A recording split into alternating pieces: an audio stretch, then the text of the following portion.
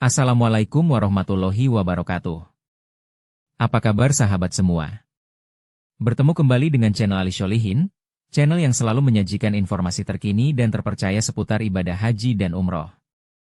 Tahun 2026 akan menjadi penanda sebuah era baru dalam sejarah penyelenggaraan ibadah haji di Indonesia. Mengapa? Karena untuk pertama kalinya, haji akan diselenggarakan di bawah koordinasi penuh dari lembaga yang baru dibentuk, yakni Kementerian Haji dan Umroh Republik Indonesia. Sebuah terobosan besar yang lahir dari evaluasi mendalam atas pelaksanaan tahun-tahun sebelumnya. Tujuan utamanya jelas, yakni meningkatkan kualitas layanan, efisiensi, dan akuntabilitas bagi jutaan jemaah Indonesia. Nah, apa saja kebijakan-kebijakan utama yang kemungkinan akan menjadi fokus kementerian baru ini di musim haji 2026?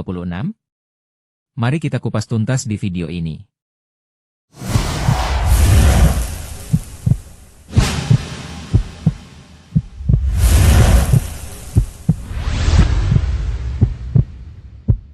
Selama ini, urusan haji dan umroh berada di bawah Kementerian Agama.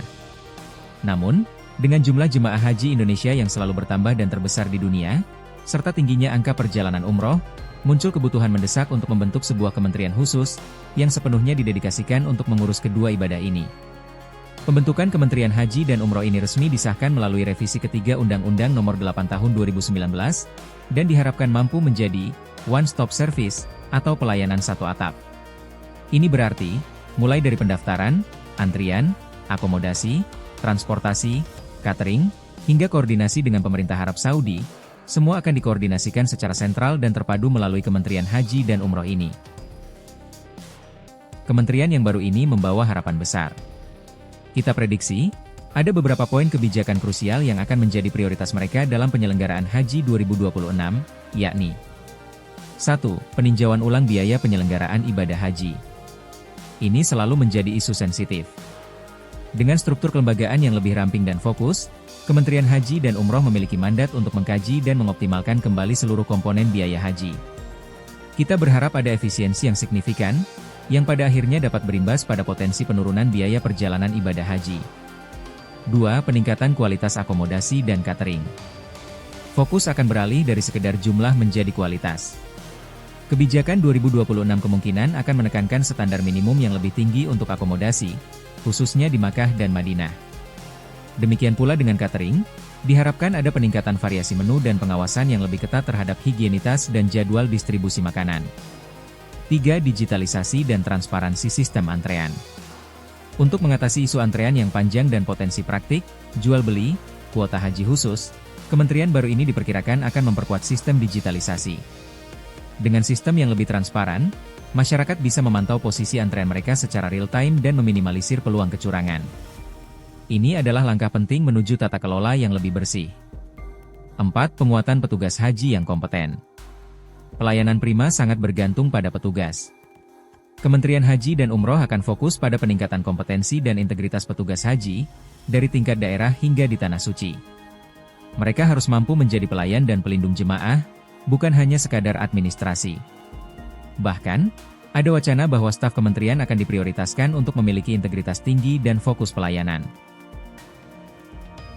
5. Koordinasi yang lebih kuat dengan pemerintah Arab Saudi. Sebagai kementerian setingkat menteri, otoritas negosiasi dan koordinasi dengan pemerintah Kerajaan Arab Saudi akan jauh lebih kuat. Hal ini krusial untuk memastikan kuota haji Indonesia tetap optimal, serta memastikan layanan di Arafah, Musdalifah, dan Mina berjalan mulus, mengingat kompleksitas logistik di sana. Pembentukan Kementerian Haji dan Umroh adalah langkah berani yang didukung oleh berbagai pihak. Tentu, harapan masyarakat sangat tinggi. Dan dari sinilah kita ingin melihat perubahan yang nyata terhadap hal-hal berikut. Layanan haji yang lebih personal dan manusiawi. Pengelolaan dana haji yang lebih optimal dan amanah, dan waktu tunggu yang sebisa mungkin bisa dipersingkat. Namun, tantangannya juga besar. Di awal beroperasi, kementerian baru ini harus bekerja keras untuk menyusun struktur kelembagaan, mengisi posisi ASN, dan menyinkronkan seluruh sistem yang selama ini berjalan di Kementerian Agama. Semua ini harus diselesaikan dalam waktu singkat menjelang musim haji 2026. Sahabat Ali Sholihin Channel, kebijakan penyelenggaraan haji 2026 di bawah Kementerian Haji dan Umroh Republik Indonesia adalah lembaran dan sejarah baru. Ini adalah kesempatan emas untuk memperbaiki semua kekurangan di masa lalu. Kita doakan, dengan fokus dan mandat yang baru ini, kualitas ibadah haji jemaah Indonesia akan mencapai tingkat kepuasan yang lebih baik dan lebih tinggi. Bagaimana pendapat Anda tentang pembentukan kementerian baru ini? Dan kebijakan apa yang paling Anda harapkan untuk Haji 2026? Tulis komentar Anda di bawah. Jangan lupa like, share, dan subscribe channel ini agar Anda tidak ketinggalan update penting tentang masalah haji berikutnya. Sampai jumpa di video selanjutnya.